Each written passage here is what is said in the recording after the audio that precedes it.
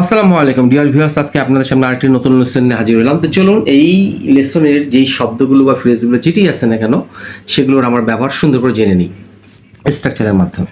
তো প্রথমটি হচ্ছে এক্সপ্রেস ওয়ানসেলফ, কথা বলে বা লিখে মনের ভাব প্রকাশ করা। এক্সপ্লেন ওয়ানসেলফ হচ্ছে কথার অর্থ পরিষ্কার করা, মানে মেক ওয়ানস মিনিং ক্লিয়ার, অথবা মেক সামবডি আন্ডারস্ট্যান্ড, কাউকে বোঝানো। এই এসবি অর্থ হচ্ছে সামবডি, এটা আমাদের মনে রাখতে হবে। আর এসটিএইচ অর্থ হচ্ছে সামথিং, এটা আমাদেরকে মনে রাখতে হবে। আচ্ছা, অ্যাট ওয়ান্স এক্সপেন্স, কারো খরচে। অল্টারনেটিভ ইংলিশ এটা হতে পারে with someone paying the cost. A good eye for, বিচার করার ক্ষমতা, অথবা অল্টারনেটিভ ইংরেজি হতে পারে হ্যাভ দ্য অ্যাবিলিটি টু জাজ। টু সাম এক্সটেন্ট হচ্ছে আংশিকভাবে, অর্থাৎ পার্টলি। এই যে কোনো শব্দগুলো ব্যবহার করে আমরা সুন্দরভাবে বাক্য রচনা করতে পারবো। তাহলে এখন আমরা এক্সাম্পলগুলো দেখে নিই। প্রথম এক্সাম্পলটা হচ্ছে মেয়েটি তার মনের ভাব ভালোভাবে ইংরেজিতে প্রকাশ করতে পারেনি। আচ্ছা, তাহলে আমরা ইংরেজিতে দেখে নিই। The girl can not express herself, এই যে যেহেতু গার্ল সেই জন্য তার এখানে রিফ্লেক্সিভ প্রোনাউন চলে আসলো। The girl can not express herself in English, ইংরেজিতে প্রপারলি। তাহলে আমরা প্রথম শব্দটা দেখে নিই, এক্সপ্রেস ওয়ানসেলফ। এই ওয়ানসেলফটা হচ্ছে যে ব্যক্তি কথা বলবে, যদি পুরুষ হয় একজন ব্যক্তি তাহলে এখানে হিমসেলফ হবে, একজন মেয়ে হলে হারসেলফ হবে।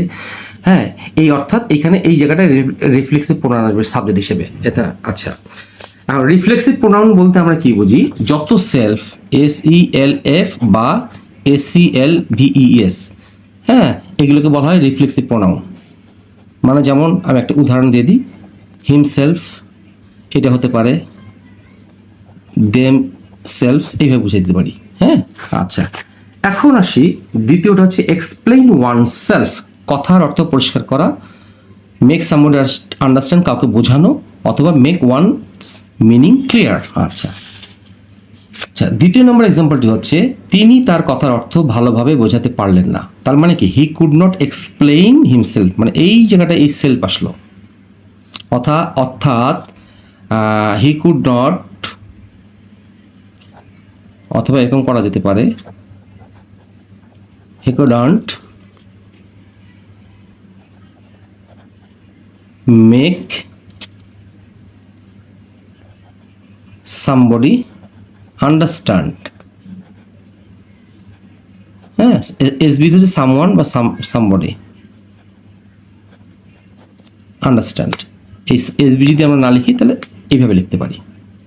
আচ্ছা, তো এইভাবে লেখাটা উত্তম। He could not explain himself, সে নিজে ভালো করে বোঝাতে পারে, মানে he could not make somebody make us understand, মানে ভালো করে বোঝাতে পারেনি।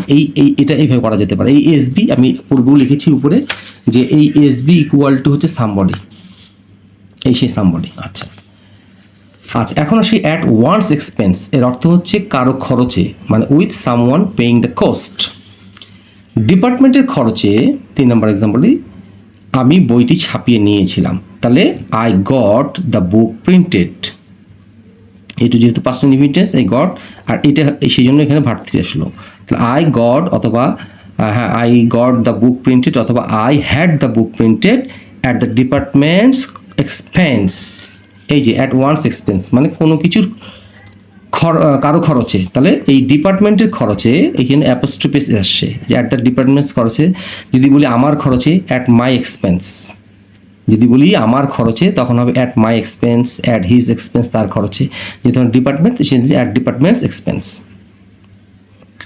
আচ্ছা, এখন আসে এ গুড আই ফর, বিচার করার ক্ষমতা, হ্যাভ দ্য অ্যাবিলিটি টু জাজ। এখন এই বিচার করার ক্ষমতাটা হচ্ছে আমরা যখন কোনো একটি কাপড় কিনতে যাব, কোনো কিছু চয়েস করতে যাব, সেই ক্ষেত্রে ডিসিশন নেওয়ার ক্ষমতাটাকে বলা হচ্ছে এটা। আমরা দেখে নিই 4 নম্বর এক্সাম্পল ফলো করে। মেয়েটির জামা কাপড় পছন্দের ক্ষমতা ভালো, মানে গার্ল ভালো, has good eye for dress, মানে ড্রেস কেনার ব্যাপারে তার চয়েসটা আছে, যে কোন জিনিসটা তার জন্য উপযুক্ত হবে, এই অর্থে এটা ব্যবহার করা হয়েছে। আচ্ছা, এখন আসতেছি আমরা টু সাম এক্সটেন্ট, আংশিকভাবে, অর্থাৎ পার্টলি। আচ্ছা, তিনি আংশিকভাবে সত্য বলেছে। হিজ টেলিং বলছে, তাহলে কি he is telling the truth. এখন মনে রাখতে হবে টেল দ্য ট্রুথ হচ্ছে সত্য বলা, আর না আচ্ছা সরি এক্সট্রিমলি সরি, মনে রাখতে হবে স্পিক দ্য ট্রুথ সত্য বলা, স্পিক দ্য ট্রুথ অর্থ হচ্ছে সত্য বলা, আর মিথ্যা বলার জিনিস হচ্ছে টেল এ লাই। আচ্ছা, তিনি আংশিকভাবে সত্য বলছে, তাহলে he is speaking the truth two some extent. এই টু সাম এক্সটেন্ট হচ্ছে আংশিকভাবে। আপনি যা বলেছিলেন তা আংশিকভাবে সত্য, মানে বলেছিলেন এটা হচ্ছে পাস্ট ইনফিনিট। তাহলে হোয়াট যা, এই যা এর ইংরেজি হচ্ছে এটা, হোয়াট ইউ সেইড সেটা ছিল টু সাম এক্সটেন্ট ট্রু, এই আংশিকভাবে সত্য। তা আশা করি আপনাদেরকে এই লেসনটি ভালো লেগে থাকবে। ভালো লেগে থাকলে অবশ্যই লাইক শেয়ার কমেন্টস করবেন। আশা করি আপনাদেরকে লেসনটি সুন্দরভাবে বোঝাতে সক্ষম হয়েছি। আর যদি কারো কোনো কোয়েরি থেকে অবশ্যই আমাকে কমেন্ট বক্সে জানাবেন, তাহলে আমি খুশি হব এবং আপনাদেরকে সঠিকভাবে কোনো লেসন দেওয়ার চেষ্টা করবো। সেই প্রত্যাশা। আসসালামু আলাইকুম।